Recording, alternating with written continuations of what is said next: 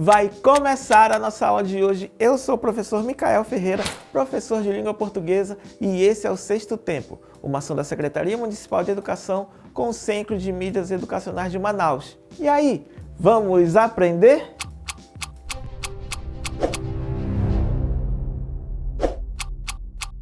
Pois bem, chegou a hora da nossa aulinha e vamos estudar hoje sobre como identificar conflito gerador de enredo. O que é o conflito gerador de enredo? O que é o conflito de um texto narrativo? Ele é o motor, é ele que dá vida, é ele que movimenta toda a história. Sem ele, não há tensão, não há evolução e não há propósito. Não dá vontade de a gente ler aquele texto. Na prática, ele é o seguinte, ele é o embate central que impulsiona a ação e define os objetivos dos personagens. Vamos ver como é que fica o conflito na hora da leitura. Pois bem, você já precisa saber que há dois tipos de conflito gerador de enredo.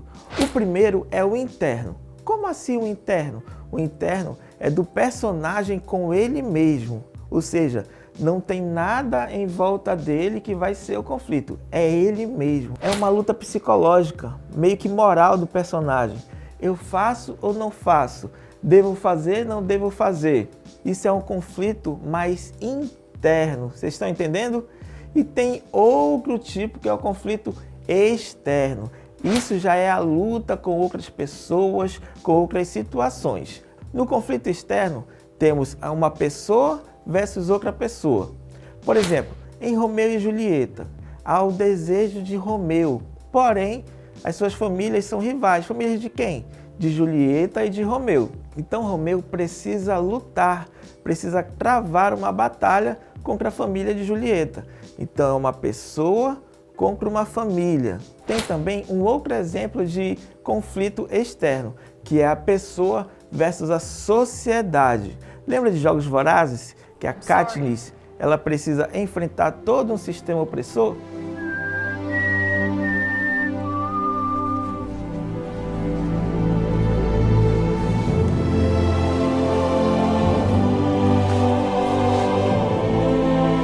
Está em outras obras também, em outros filmes, em outras peças, onde uma pessoa ela se levanta contra toda uma sociedade. E temos também a pessoa versus a natureza, como na vida de Pi, que é uma sobrevivência do personagem em meio à natureza, todos os perigos, todos os obstáculos que tem na natureza. E por fim, temos a pessoa versus o sobrenatural. Então é a pessoa contra as visagens, contra as energias que a gente não consegue ver, todas aquelas assombrações. Então, temos o conflito interno, temos o conflito externo, e o externo tem esses quatro tipos que a gente acabou de ver. Começaram a aprender? Ok, professor, o senhor explicou o que é o conflito, agora eu já sei, mas eu quero identificar na obra. Pois bem, primeiro de tudo, pergunte: qual obstáculo exige superação? Porque há um obstáculo nos textos narrativos. E como que esse obstáculo surge? E esse obstáculo exige uma superação? O conflito vem aí. O conflito sempre envolve um desejo versus uma barreira. Então, há um desejo. O personagem não consegue conquistar o que ele quer, então aí temos o conflito. Outra técnica. Busque a mudança de status quo. O que é esse status quo? O status das coisas. Por exemplo, o personagem vem lindo, completo, pleno. Acontece uma situação e ele muda de bonito, ele já não está mais pleno, ele já não está mais sereno. Houve uma mudança do estado dele. Aí nasce, aí mora o conflito. Porque todo conflito rompe o equilíbrio inicial, certo? Você pode também fazer uma terceira coisa. Analise o clímax. O que é o clímax? Clímax é o ponto central da história, o ponto mais importante, aquele que fica na nossa cabeça. Você pode analisar o clímax e ver onde que o conflito nasceu, certo? Porém, nem só de conflito vive o texto narrativo. Tem também outros elementos, e a gente vai ver todos os elementos que constroem a narrativa, porque o conflito ganha vida através de elementos intercalados. São eles personagens, protagonista, antagonista e coadjuvantes. E vamos falar primeiro sobre eles, sobre os personagens. Depois a gente vai para os outros elementos. O que são os personagens de um texto narrativo? Como sabemos que são três, o protagonista, o antagonista e os coadjuvantes, vamos começar analisando o protagonista. Quem é o protagonista? É o personagem principal da história. Ele que é o portador do conflito. É nele que vai acontecer o conflito e é ele que precisa fazer a superação desse conflito, que é diferente do antagonista, porque é ele quem vai trazer o conflito para o protagonista. Entenderam? Positivo. Ele que é o personagem principal. De contrário, ele vai vir se opor ao protagonista.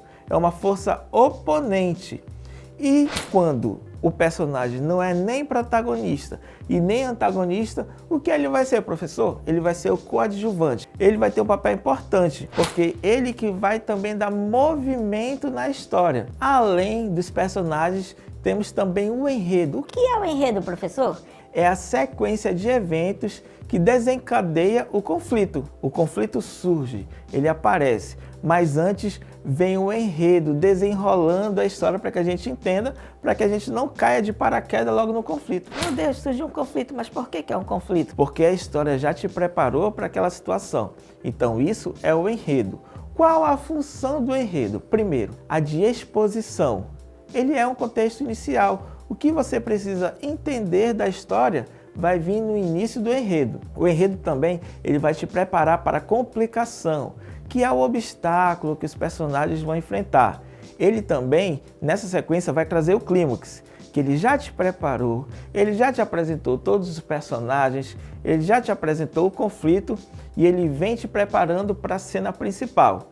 E depois, para finalizar, ele traz o desfecho. Então essa sequência bem definida de exposição, complicação, clímax e desfecho é função do enredo. Outro elemento da narrativa é o ambiente, é o espaço, é onde ocorre toda a história. Mas, professor, só há um espaço na história? Depende. Ela pode acontecer numa sala de estar, ela pode acontecer em várias casas, numa cidade, no planeta inteiro, depende da história. Então o ambiente é o espaço onde a história se desenrola. Físico. A floresta sombria em Chapeuzinho Vermelho intensifica o perigo. Então, o espaço dessa história, Chapeuzinho Vermelho, é na floresta sombria. Então, esse espaço já explica a história. E temos, além do físico, social, como, por exemplo, em A Segregação Racial em O Sol é para Todos.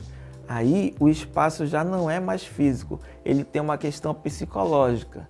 Ele tem um significado por trás do ambiente. O ambiente não é só físico, não é só chão, não é só árvores, não é só paredes. Ele também traz um significado que também é um problema para o personagem. E outro elemento também da narrativa é o tema. Sobre o que está sendo falado, que move aquela história. Qual é a mensagem universal?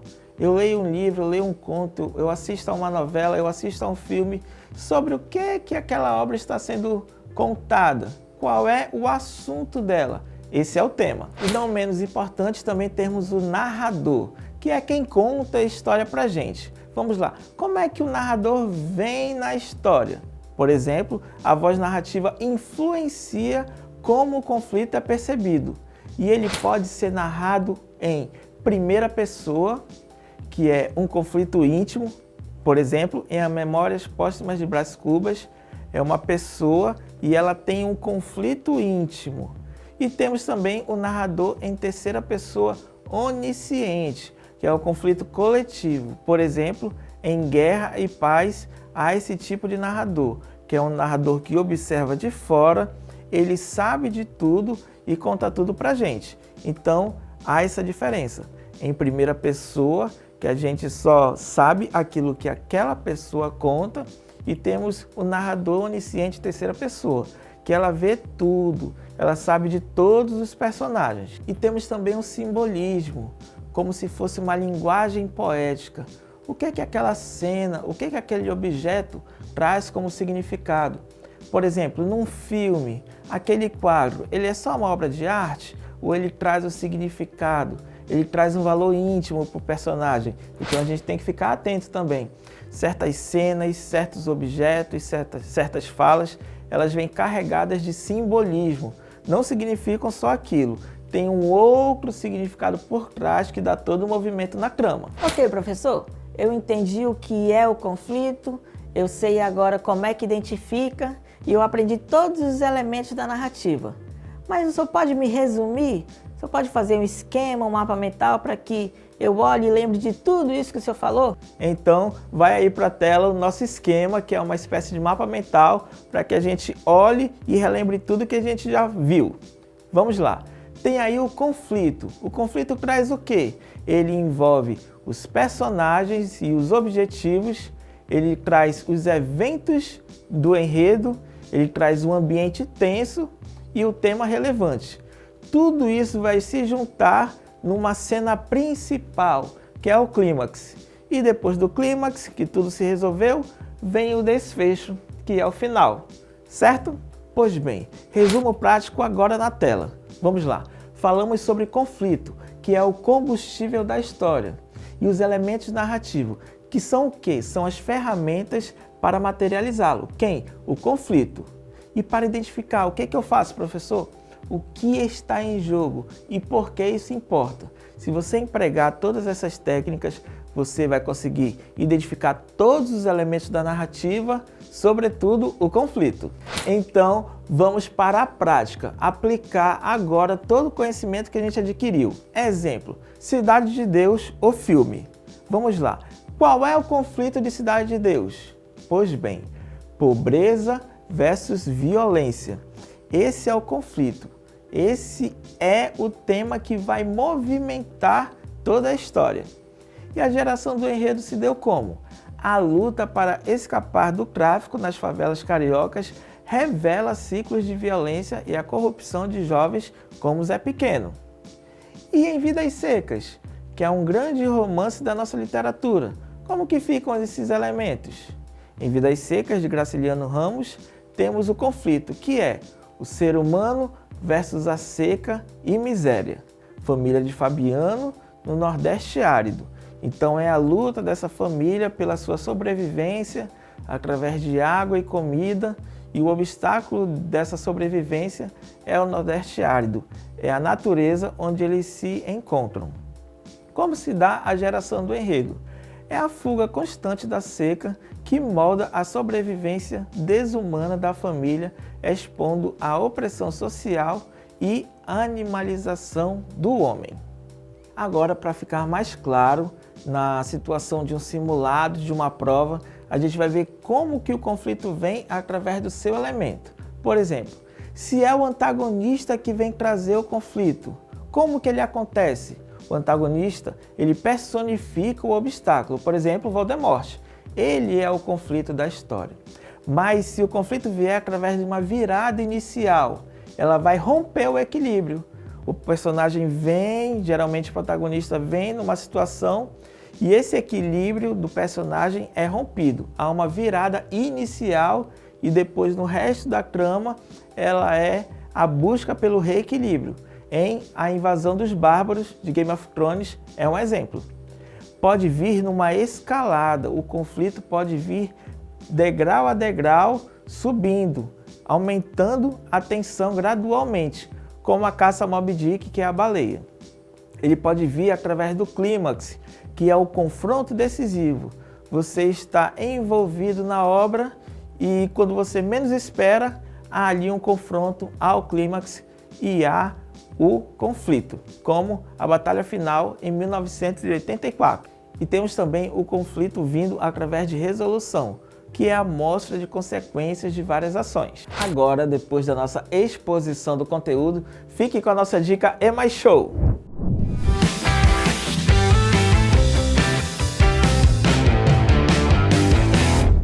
Olá, estudantes! Sou a professora Luane Ensen, de Língua Portuguesa. E a dica de hoje é identificar o conflito gerador do enredo e os elementos que constroem a narrativa. Vou passar para vocês 5 passos para identificar o conflito. Acompanhe nos dedos da sua mão. Primeiro, identifique o protagonista. Quem é o personagem principal e qual o seu objetivo na história? Segundo, procure por obstáculos. Quais são os desafios, problemas ou forças opostas que impedem o protagonista de alcançar seu objetivo? Terceiro, analise as tensões. Observe os momentos de maior tensão e conflito na narrativa, onde a história parece emperrar ou se tornar mais intensa. 4. Considere o tipo de conflito. É um conflito entre personagens, protagonista versus antagonista? Entre personagem e a natureza, a sociedade? Ou algo interno do próprio personagem? E quinto, o conflito impulsiona a ação.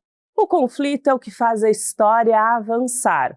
Sem ele, não há história. Essa foi nossa dica de hoje. Espero que vocês tenham gostado. Nos vemos no próximo Sexto Tempo.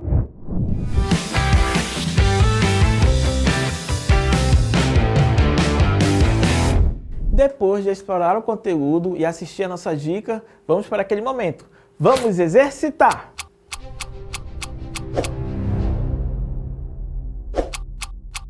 Questão 1. Texto base. Desde criança, Clara era proibida de estudar por tradição familiar. Aos 16 anos, escondida, inscreveu-se num cursinho pré-vestibular clandestino. O conflito gerador do enredo é primordialmente a rivalidade entre Clara e seus colegas de classe, b. a oposição entre o desejo individual e uma norma social, c. a dificuldade financeira para pagar o cursinho e d. a falta de infraestrutura educacional na região. Vou dar um tempinho para você pensar e responder.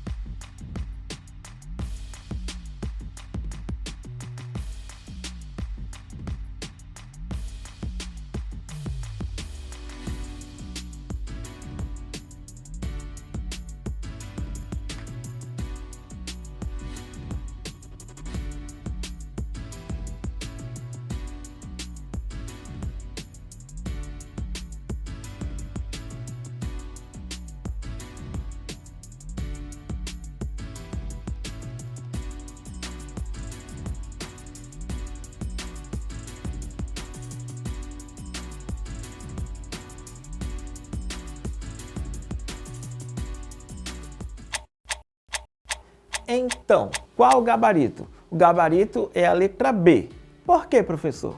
Porque se você acompanhar pelo texto, uma tradição familiar não deixa que a menina estude. Porém, ela ficou sabendo de um cursinho clandestino e se matriculou. Então, o que leva a entender que o gabarito é a letra B. Questão 2. Contexto.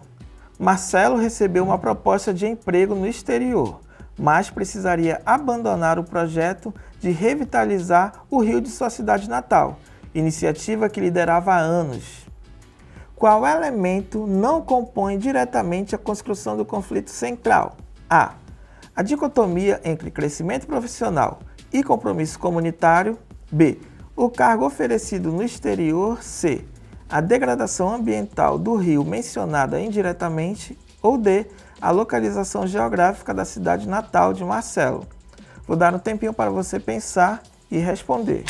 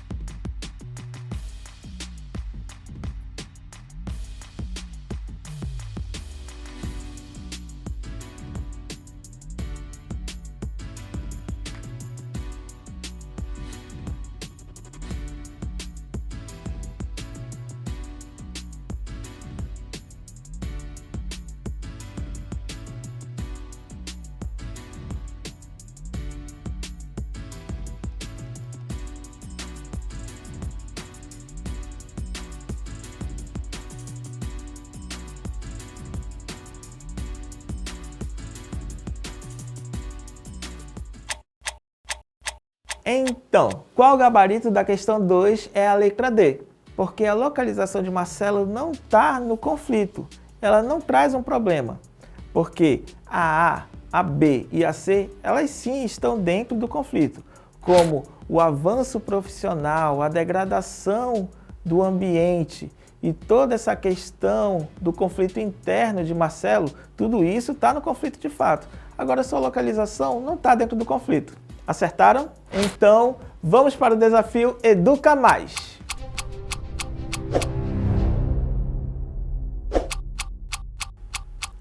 Excerto de romance. O vilarejo isolado sofria com secas cíclicas há décadas, quando um poço artesiano foi descoberto. A disputa por sua água tornou irmãos em inimigos.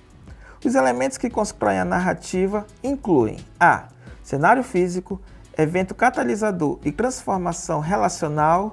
B. Flashbacks sobre a infância dos irmãos. C. Diálogos filosóficos sobre ética. E D. Descrições detalhadas de roupas típicas. Vou dar um tempinho para você pensar e responder.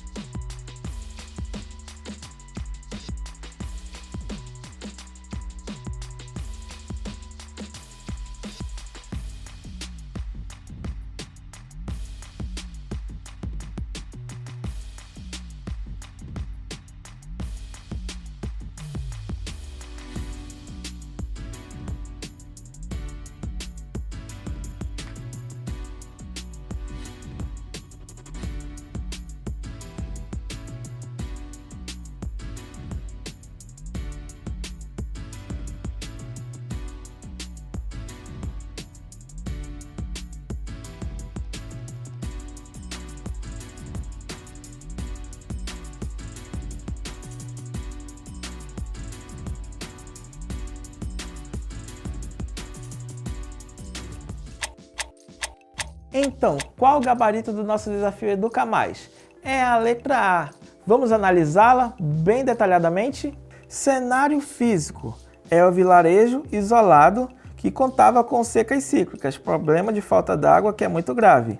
E depois vem um evento catalisador, que é a descoberta do poço artesiano. Isso daí é uma maravilha. Só que ocorre também a transformação relacional, porque começa uma disputa pela água do poço, tornando até irmãos em inimigos. E aí, acertaram? Todos preparados para o que aprendi hoje?